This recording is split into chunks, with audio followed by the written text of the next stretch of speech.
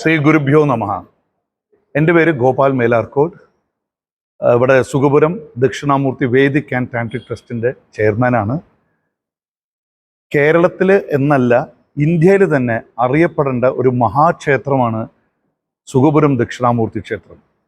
കാലങ്ങളിൽ വന്ന മാറ്റങ്ങൾ കൊണ്ടാവാം എവിടെയോ അതിൻ്റെ ഒരു പ്രസക്തി കുറഞ്ഞു എന്ന് പറയേണ്ടി വരും. ഞങ്ങൾ കുറേ ആൾക്കാർ തൃശ്ശൂരുകാരാണ്, അമ്പലത്തിൽ തൊഴാൻ വന്നു.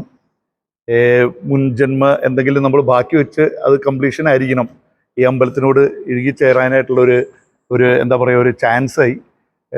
തന്ത്രികളും അതേമാതിരി രവിയേട്ടനൊക്കെ മീറ്റ് ചെയ്തു, മേൽശാന്തിനെ കണ്ടു. പിന്നെയാണ് ഈ അമ്പലത്തിനെ പറ്റി അറിയാനുള്ളൊരു പ്രവണത കൂടിയത്. ഞാൻ പറഞ്ഞ മാതിരി വൈദിക കാര്യങ്ങളിൽ വളരെ മുന്നോട്ട് നിന്ന് വളരെ അപൂർവമായിട്ടുള്ള ക്ഷേത്രങ്ങളിൽ ഒന്നാണ് സുഖപുരം ദക്ഷിണാമൂർത്തി ക്ഷേത്രം.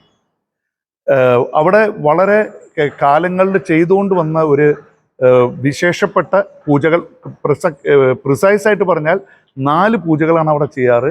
ഒന്ന് കലശം, പിന്നെ ഋഗ്വേദ മുറ ഹോമം, പിന്നെ ഋഗ്വേദ ലക്ഷാർച്ചന. ഋഗ്വേദ ലക്ഷാർച്ചന എവിടെയോ നിന്നുപോയി, അത് പുനരാരംഭിക്കണം. വീണ്ടും വൈദിക കാര്യങ്ങളിൽ ഈ അമ്പലം അറിയപ്പെടണം എന്ന ഒരൊറ്റ ഉദ്ദേശത്തോടു കൂടിയിട്ട് തുടങ്ങിയ ഒരു ട്രസ്റ്റാണ് സുഖപുരം ദക്ഷിണാമൂർത്തി വേദിക് ആൻഡ് ടാൻട്രിക് ട്രസ്റ്റ്. അതിന് ഞങ്ങൾ പ്രപ്പോസ് ചെയ്തപ്പോൾ Malabar Devaswom board president, commissioner, ഞങ്ങളുടെ ഓഫീസർ, അസിസ്റ്റന്റ് കമ്മീഷണർ എല്ലാവരും വളരെയധികം ഞങ്ങളെ പ്രോത്സാഹിപ്പിക്കുകയാണ് ചെയ്തത്. ഈ വരുന്ന 8-ാം തീയതി മുതൽ ഡിസംബർ 8 മുതൽ 15 വരെയാണ് ഋഗ്വേദ ലക്ഷാർച്ചന നടത്താനായിട്ട് തീരുമാനിച്ചിരിക്കുന്നത്. എല്ലാ വർഷവും ഈ ദിവസങ്ങൾ തന്നെ നടത്തണം എന്നാണ് ഞങ്ങളുടെ ആഗ്രഹം. അതിന് എല്ലാ ആൾക്കാരുടെയും സഹായ സഹകരണങ്ങൾ ഞങ്ങൾ എല്ലാ തരത്തിലും പ്രതീക്ഷിക്കുന്നു. പിന്നെ കൂടുതൽ ഈ അമ്പലത്തിനെ പറ്റി പറയാനായിട്ട് അമ്പലത്തിൻ്റെ തന്ത്രി ഇവിടെയുണ്ട്. കാലടി പടിഞ്ഞാറത്ത് ശങ്കരനുണ്ണി തിരുമേനിയുണ്ട്. അദ്ദേഹം 2 വാക്ക് ഇതിനെ പറ്റി പറയുന്നതായിരിക്കും. ഇനി ഓം നമ ശിവായ. ശ്രീ ദക്ഷിണാമൂർത്തയെ നമഃ. ദക്ഷിണാമൂർത്തി സങ്കല്പം വിദ്യാസങ്കല്പമാണ്.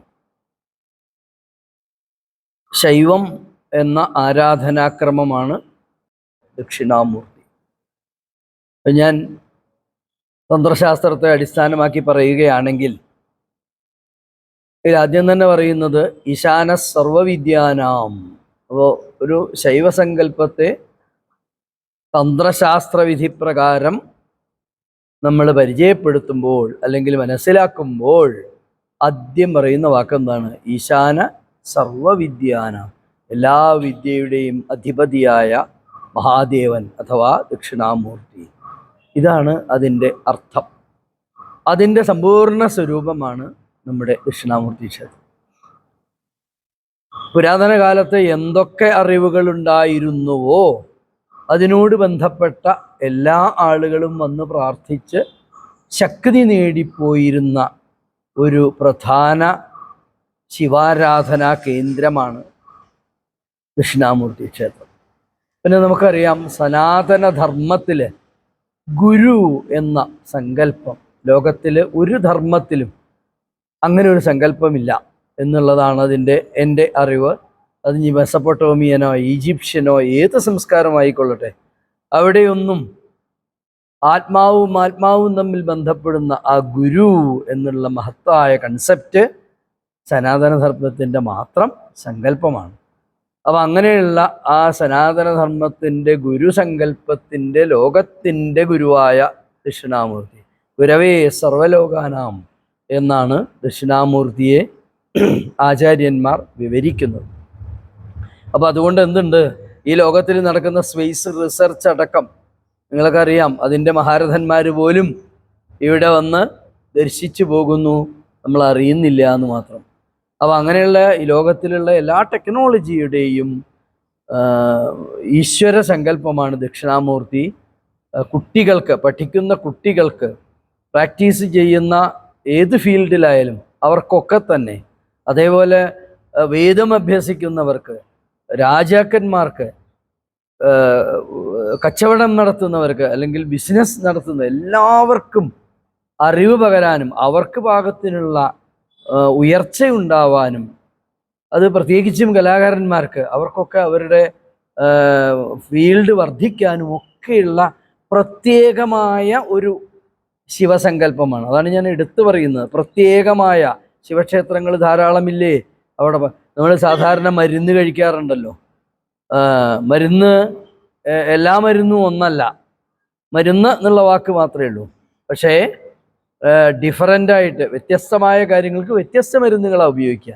ഇവിടെ അതുപോലെ ആ വിദ്യയെ, അറിവിനെ, ജ്ഞാനത്തെ പ്രോത്സാഹിപ്പിക്കുന്ന, പ്രചോദിപ്പിക്കുന്ന മഹത്തായ ശൈവശക്തിയുള്ള ലോകത്തിലെ, ഉറക്കെ ഞാൻ പറയും, ലോകത്തിലെ തന്നെ ഇത്രയും പുരാതനമായ ഒരു മഹാക്ഷേത്രമാണ് ദക്ഷിണാമൂർത്തി ക്ഷേത്രം. അതിനുള്ളിൽ ലോകഗുരുവായ വിദ്യാസ്വരൂപനായ മഹാദേവൻ ദക്ഷിണാമൂർത്തി രൂപത്തിൽ പ്രകാശിച്ചു കൊണ്ടിരിക്കുന്നു എന്നതാണ് ഈ ക്ഷേത്രത്തെക്കുറിച്ച് എനിക്ക് പറയാനുള്ളത്. എല്ലാവർക്കും നന്മ വരട്ടെ എന്ന് പ്രാർത്ഥിക്കുന്നു. നമസ്കാരം. ശുഗപുരം ശ്രീ ദക്ഷിണാമൂർത്തി വേദികൻ താന്ത്രിക് ട്രസ്റ്റിൻ്റെ വൈസ് ചെയർമാൻ എന്ന നിലയിൽ, ഒരു കലാകാരൻ എന്ന നിലയിൽ നിങ്ങളുടെ മുമ്പിലെത്താൻ സാധിക്കുന്നതിൽ ഒരുപാട് സന്തോഷം. ചില ക്ഷേത്രങ്ങളുമായി നമുക്ക് എങ്ങനെ ഒരു ആത്മബന്ധം വരുന്നു എന്നുള്ളത് ഒരു നിയോഗമാണ്.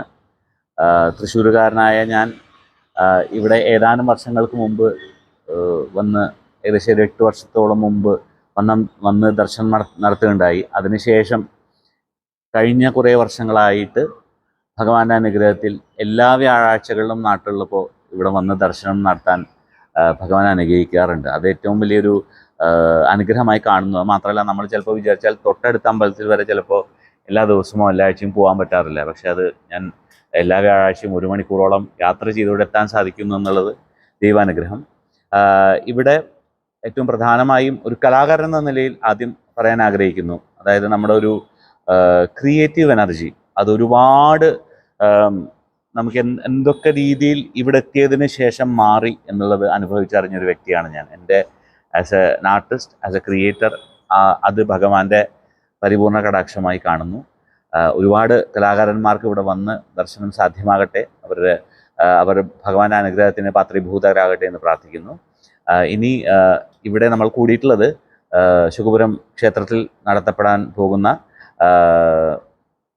ചരിത്രപ്രധാനമായ, ഒരുപാട് വർഷം ഇവിടെ നടക്കുകയും പിന്നീട് കാലപ്പഴക്കത്തിൽ അത് നിന്നുപോവുകയും വീണ്ടും നമ്മൾ പുനരാരംഭിക്കുകയും ചെയ്യുന്ന ഋഗ്വേദ ലക്ഷാർച്ചനയുടെ കാര്യങ്ങളാണ്. ഡിസംബർ 7-ാം തീയതി സാംസ്കാരിക സമ്മേളനത്തോടുകൂടി തുടങ്ങുന്നു. 8-ാം തീയതി മുതലാണ് ലക്ഷാർച്ചന ആരംഭിക്കുന്നത്. 8 മുതൽ 15 വരെ ഒരാഴ്ച നീണ്ടു നിൽക്കുന്ന കാലയളവിൽ കേരളത്തിലെ പല മഹാക്ഷേത്രങ്ങളിലെ പല തന്ത്രിവര്യന്മാരും ഇവിടെ പങ്കെടുക്കുന്ന, അതായത് അവർ സന്തോഷപൂർവ്വം അവരുടെ ഒരു കർമ്മമായി, ധർമ്മമായി കരുതി ഇവിടെ വന്ന് ഈ പൂജയിൽ പങ്കുചേരുന്നു. അതാണ് ഏറ്റവും പ്രധാനപ്പെട്ട കാര്യം. അതോടൊപ്പം തന്നെ 7 ദിവസം നീണ്ടു നിൽക്കുന്ന ഈ ഋഗ്വേദ ലക്ഷാർച്ചനയിൽ നമുക്കേറെ സന്തോഷമുള്ള കാര്യം, പൂജനീയ നടുവിൽമഠം അച്യുതഭാരതി സ്വാമിയാർ, അല്ലെങ്കിൽ പുഷ്പാഞ്ജലി സ്വാമിയാർ എന്നാണ് അദ്ദേഹം അറിയപ്പെടുന്നത്. അദ്ദേഹം ആദ്യ ദിവസം വരുന്നുണ്ട്. അതുകൂടാതെ ഏറ്റവും ആരാധ്യയായ പത്മശ്രീ അശ്വതി തിരുനാൾ ഗൗരി ലക്ഷ്മിബായി തിരുവിതാംകൂർ മഹാറാണി രാജകുടുംബാംഗമാണ് തമ്പുരാട്ടിയും വരുന്നുണ്ട് ഇവിടെ. അതുകൂടാതെ മറ്റ് പല പ്രമുഖ വ്യക്തിത്വങ്ങളും ഈ ദിവസങ്ങളിൽ ഈ ലക്ഷാർച്ചനയുടെ ഭാഗമാകുന്നുണ്ട്.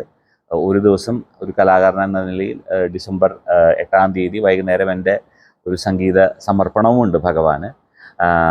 ഇതിൻ്റെ വൈദിക കാര്യങ്ങൾ നമ്മുടെ പ്രിയപ്പെട്ട മറ്റ് ട്രസ്റ്റിലെയും ക്ഷേത്രത്തിലെ അംഗങ്ങൾ പറയുന്നതായിരിക്കും. ഗുരവേ സർവലോകാനാം ഭിഷജേ ഭവരോഗിണാം നിധയേ സർവവിദ്യാനാം ദക്ഷിണാമൂർത്തയേ നമഃ. സർവലോകങ്ങൾക്കും ഗുരുവായിട്ടുള്ളതും സാറിന് വിവരിക്കാറുള്ളത്. രാവിലെ ഒരു 6 മണി മുതൽക്കൊരു രാവിലെ 10:30 വരെയാണ് ഏകദേശ സമയം. അതുപോലെ ഉച്ചയ്ക്ക് ശേഷം ഒരു ഏകദേശം 4 മണി മുതൽക്ക് 5:30 വരെ അർച്ചന ഉണ്ടാവും. അത് കഴിഞ്ഞാൽ അർച്ചന കഴിഞ്ഞാൽ തന്ത്രിവര്യൻ ആ ദ്രവ്യം ദേവന് അഭിഷേകം ചെയ്യും. ഇങ്ങനെയാണ് അതിൻ്റെ ഒരു ചിട്ട. പിന്നെ അതിന് ശേഷം ദീപാരാധന, പിന്നെ ഭഗവത് സേവ, അങ്ങനെയുള്ള പൂജാദികളും പിന്നെ 7:30 മറ്റ് പ്രോഗ്രാമുകളും ഉണ്ട്. അതാണ് ഈ 8 ദിവസത്തെ പരിപാടികൾ.